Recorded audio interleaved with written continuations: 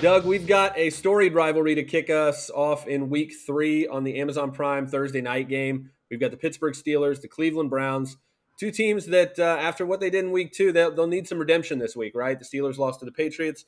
The Browns let the Jets, of all teams, score 2 touchdowns in the final 2 minutes for a comeback win in their home opener in front of their home crowd.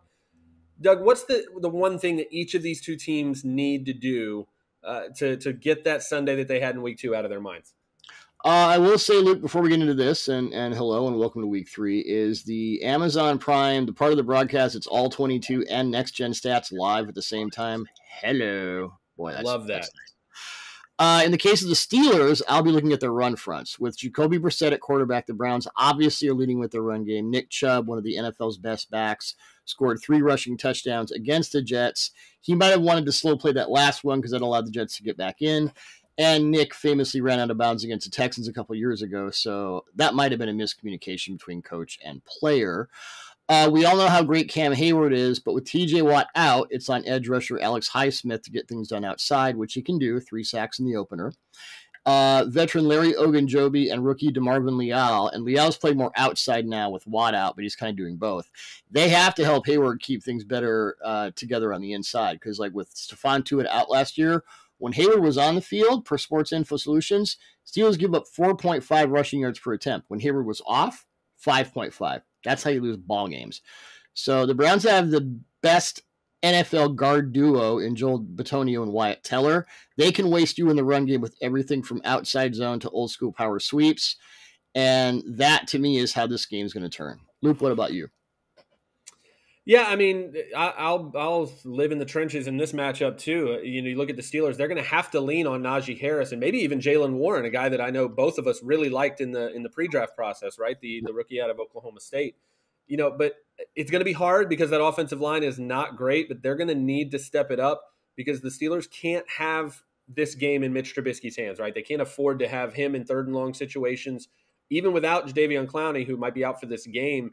Myles Garrett, the rest of that defensive front, if they can pin their ears back on 3rd and long and come after Mitch Trubisky, it's just not going to be a very nice night. Did you see what Myles Garrett did to Ike Ekwonu? I did. It was definitely a baptism, welcome to the NFL moment there. That was icky indeed. Moving from Thursday to Sunday, this past Sunday was an amazing day for comebacks, right? According to the Elias Sports Bureau, 3 teams with basically a 0 win probability at some point in the game. The Dolphins, the Jets, the Cardinals somehow came back from massive deficits to win their games. And per ESPN stats and info, it's the first time in NFL history that multiple teams, talking about the Cardinals and the Dolphins, have overcome a 20-point halftime deficit on the same day, right? And I'll add that I think it's the first day since 2011 that we saw the Jags, the Jets, and the Lions win in the same day, which is just fantastic. Yeah. But getting back to those comebacks, which of those games do you think means the most to the team that won when you're looking at the long run of this season? I think it means the most for the Dolphins, and it isn't really close. The Jets and Cardinals are clearly spunky teams with a lot of faults they're trying to figure out. I love Kyler Murray's 2-point conversion. It took literally 21 seconds and 85 yards. But what the Dolphins are able to achieve in their passing game with Tyreek Hill and Jalen Waddle on the field at the same time has to be truly terrifying for any defense, as it was for the Ravens defense last Sunday, and as it was for the Patriots defense in week 1. When you can scald 2 of the more complex and multifaceted defenses in the NFL, we're all talking about the Ravens coverage busts. The Dolphins create coverage busts. The first long touchdown to Hill, where he was the vertical receiver on the front side, the ISO guy, 3 to the back end. Kyle Hamilton's the middle safety. Everyone's getting after Kyle Hamilton. Well, why didn't you follow Hill with the vertical route? Because Waddle's running a deep over, and he's like, it's cover 3. I'm the only guy out here. I need to clone myself. So that combination, it's not just a bunch of fast guys doing things. It's how they're deploying their personnel. This is per PFF. Tua Tagovailoa already has 8 explosive passing plays this year. Last year he had like 14. I'm not exaggerating. 3 of those have come out of 21 personnel. So Mike McDaniel, their new head coach, and by the way, to Peter King, he called the first touchdown to Hill the F-it play. It's a family show, so I'll leave it at that. But they're just, they're in their cups right now. They have offensive line issues. The defense is up and down. But that passing game, I mean, whoever is facing them on defense, it's a lot of late nights. It's a lot of, look back in your playbook 10 years ago to see how you dealt with, or longer than 10 years ago to see how you dealt with Randy Moss, because, these guys are for real. Yeah, I'd love to be contrarian here, but I don't think I can. I think while those other teams can build some momentum off of those wins, I think the Dolphins might have something special here. Again, Tua, all the haters, all the criticism about what he can't do at quarterback, I feel like all those people are really quiet after what he did on Sunday. And like you said, they've got the fastest wide receiver duo in the league in Tyreek Hill and Jalen Waddle. Mike McDaniel's 2-0. He looks like he doesn't look like a first-year head coach, especially when compared to somebody else that we're going to talk about here in just a second. But this team should have a ton of confidence after a comeback like that, and especially doing it on the road against another AFC playoff contender, a potential division winner in Baltimore, and what we've seen from that team. Being able to hang your hat on a win like this moving forward and be 2-0 with all of these positives and all of these reasons to be excited for the future of this team. If he was 0-2 and you were seeing some of this stuff, you could still excuse it. They're 2-0, and I think they're going to be a problem for a lot of people. I think, who they face next week? The Bills. That's going to be fun. I can't wait for that one. That's going to be fun. Let's go. Let's stay in the AFC. We talked about what a great job that the Dolphins are doing with their new head coach and the play calling and the schemes. Let's talk about an AFC team that is struggling. They're not 2-0. They're 0-2 after winning the AFC last year. We've talked about Zach Taylor and some of his decision-making and scheme on this show before and some of the struggles they've had. The Bengals are the first team in the Super Bowl era, so we're talking since 1966, to lose each of their first two games as time expired. The new offensive line in front of Joe Burrow, right, it was supposed to be upgraded, and all these additions they made in the offseason, it really doesn't look any better than the one that was really the reason why they didn't win the Super Bowl against the Rams, right, and struggled really all season in that department. Is this just a case of new pieces needing time to get on the same page, or are we dealing with something a bit more ominous in Cincinnati here? Well, I'd like to think that it's just a couple of fluke losses and, your offensive line needs time to get together. We've seen that before. I don't think it is. I think there's more going on here. And, Zach Taylor's choices last year, we're going to put P. Ryan in the Super Bowl ahead of Joe Mixon. Really? Okay. Yeah, Burrow saying during the game, no more empty sets. I need someone to help. And then, they don't run empty and they still give up a sack. The Cincinnati's defense, which was supposed to be better than this, they made Cooper Rush of the Cowboys and Dallas's no-name receiver group outside of CeeDee Lamb look better than you'd like to see. I'm not saying they're going to circle the drain, but it's tough to see after an 0-2 start how they really transcend that. Yeah, I mean, it's kind of tough to look at this team on paper and understand why they're 0-2, right? I mean, they've got so much talent on both sides of the ball. They've got a franchise quarterback that obviously can lead them to victories, and they're supposed to have, again, this defense that's got playmakers at every level.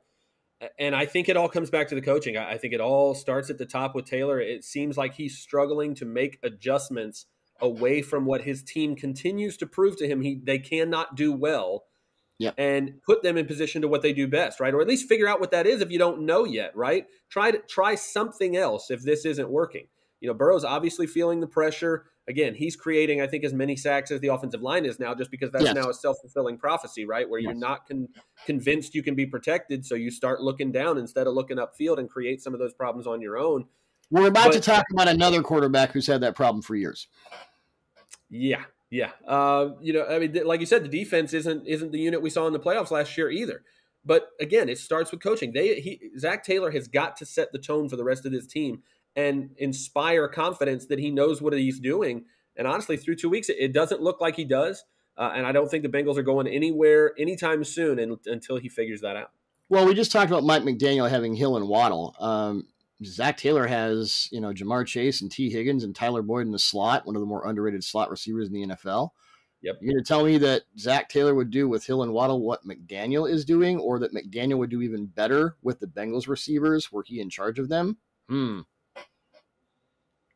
Yeah, I don't know, Doug. Listen, to wrap up this week, speaking of offenses that are in free fall right now, and I alluded to this earlier, the Denver Broncos with Russell Wilson, I mean, they look like anything but the team that in our touchdown wire predictions this year I was all over, right? I had Russell Wilson for MVP. I had Hackett for Coach of the Year because they're going to go from worst to first in the AFC West. After 2 weeks, I look pretty stupid with that pick, and it has a lot to do with how terrible this offense has been. They've been awful in the red zone, penalties all over the place. And Wilson's first home game in Denver after all that offseason and all the jerseys and, oh, yeah, franchise quarterback, the big contract. We traded all these picks. He gets booed. That offense gets booed at home in their home opener after all that excitement.